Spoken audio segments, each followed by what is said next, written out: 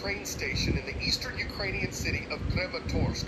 There were thousands of people estimated to be there at the time, waiting on trains to evacuate the war-torn area. At least 57 were killed in the blast, and more than 100 were injured. Ukrainian officials blamed Russia for attacking civilians. They say Russian forces knew the area was filled with people and chose to deliberately and barbarically kill them. Russia says it did not conduct any artillery strikes in the city and that the type of missile involved was used only by Ukrainian forces. The attack took place as Russia reportedly planned a major military operation to take over territory in eastern Ukraine. Before it invaded the country, Russia recognized two areas in this region as independent. On the day of their invasion, February 24th, Russian forces took over the Chernobyl nuclear power plant. It's located in northern Ukraine, not far from the nation's capital. It's the site of the worst nuclear accident in history. When Ukraine was still part of the Soviet Union in 1986, an explosion and partial meltdown here released harmful radiation into the atmosphere and the surrounding environment. Chernobyl was shut down and covered by a large dome in the years that followed, but radioactive material remains in the red forest that surrounds Chernobyl, and Russian troops there might have been exposed to dangerous levels of it. The radiation they tracked into the plant wasn't especially high. CNN's Fred Pleitgen went there. Simply getting to the Chernobyl exclusion zone is a treacherous journey.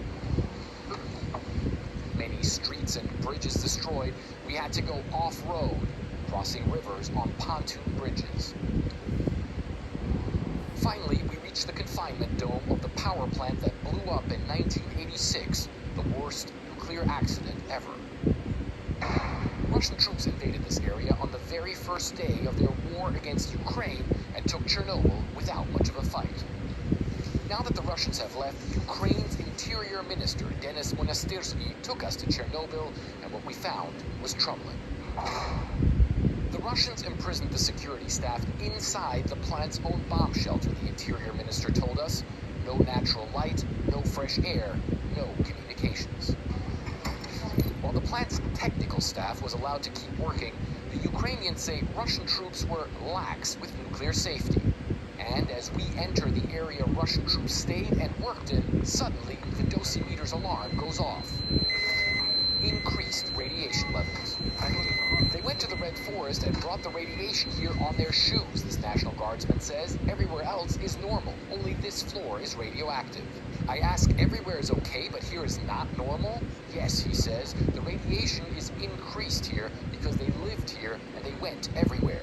On their shoes and clothes, I ask? Yes, and now they took the radiation with them. Let's get out of here, I say. The so-called Red Forest is one of the most contaminated areas in the world, especially the soil. The Ukrainian government released this drone footage apparently showing that the Russians dug combat positions there. The operator of Ukraine's nuclear plants says those Russian soldiers could have been exposed to significant amounts of radiation. We went to the edge of the Red Forest zone and found a Russian military food ration on the ground. When we hold the dosimeter close, the radiation skyrockets to around 50 times above natural levels. 10-second trivia. What is the most populated city in China? Beijing, Shanghai, Shenzhen, or Hong Kong? Beijing is the capital, but Shanghai is China's most populous city with more than 28 million people living in the metropolitan area. Chinese President Xi Jinping recently praised his country's strict COVID policy, calling it a great success. Many people in the city of Shanghai would disagree. China has kept the goal of trying to eliminate COVID cases altogether, while most other countries have adopted policies of living with the virus, treating cases of it without shutting down.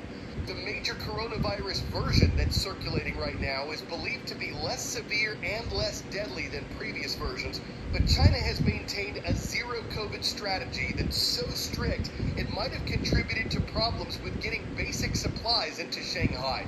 On Saturday, the local government allowed certain e-commerce deliveries to start again.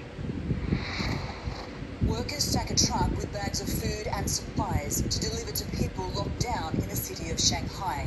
But this shipment was made more than a week ago, and residents say resupplying China's most populous city of 25 million people is a logistical nightmare. Much of Shanghai has been confined to their homes because of a severe COVID-19 outbreak in the city.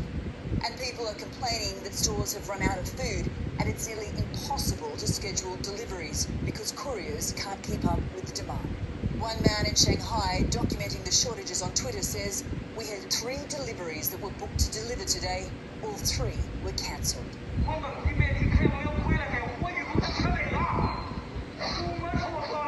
Public anger over the restrictions is at a boiling point.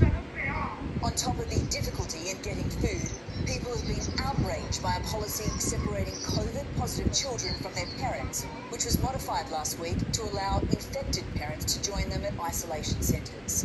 Uninfected parents of children with special needs can now also accompany their children if they sign an agreement saying they understand the health risks, though the term special needs was not defined.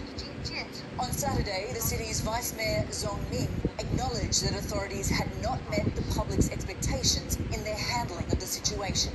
And she also said the city may soon begin to ease restrictions in some areas where transmission rates are lower now. We've talked about how NASA wants more private investment in the International Space Station before the orbiting laboratory is taken down and destroyed in 2031. A Texas company called Axiom Space is involved here. It books rocket rides, training, and flights to the ISS for anyone with the, quote, tens of millions of dollars it costs for a seat. Axiom, SpaceX, and NASA just sent 3 paying customers plus 1 former NASA astronaut to the orbiter. It's a first for people who aren't currently government space employees, but they don't want to be called space tourists. Here's what they'll be doing on their 10-day mission. The crew of AX-1 successfully docked at the International Space Station Saturday morning following a 20-hour journey. Now, this was a first-of-its-kind mission. That's because all of the astronauts on board were private astronauts, and they were greeted once they boarded the International Space Station by the entire crew of Expedition 67, which included 3 NASA astronauts, a European astronaut, as well as 3 Russian cosmonauts. Larry Connors, the pilot of AX-1, had some words about the historic nature of this mission. Take a listen. We're here to experience this, but we understand there's a responsibility. And the responsibility is for this first civilian crew to get it right. And that's what we're fully committed to with the support of everybody here at the ISS and on the ground. So it's going to be a busy week of research for us, and I'm sure it's going to fly by. And it's going to fly by because they will be very busy on station. They're not just taking in those breathtaking views. They'll be conducting over 100 hours of scientific experiments, doing 25 different experiments, one on hologram teleportation, which is essentially a fancy way of saying a 2-way video dialogue, but also doing research into aging, as well as brain health and cardiac health. So a very busy 8 days on station before they splash down here next week. Rachel Crane, CNN, Cape Canaveral, Florida.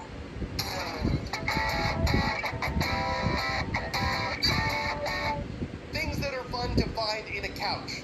A dime, popcorn. Not a snake, but this is what a man in San Diego recently found coiled up in his couch, a 7-foot-long Vietnamese blue beauty rat snake. It's not venomous, but it can pack a painful bite.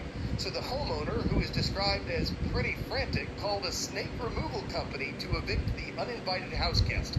No one can explain how or why the animal wound up in a sofa. If you're a coil and a coil found so far out of soil and its boils and foils or taxes you're planning to relax, it's time to call one who extracts and hope he gets there right away to strike the problem and viper away before it slithers astray. No one wants to battle or rattle. You trip and fall, it could cause trouble when you'd rather it be in a purse or wallet. I'm Coral Lizards. Maybe it makes sense we're shouting out Medical District High School today. It is in Memphis, Tennessee, and we hope to CNN Tennessee all y'all again tomorrow.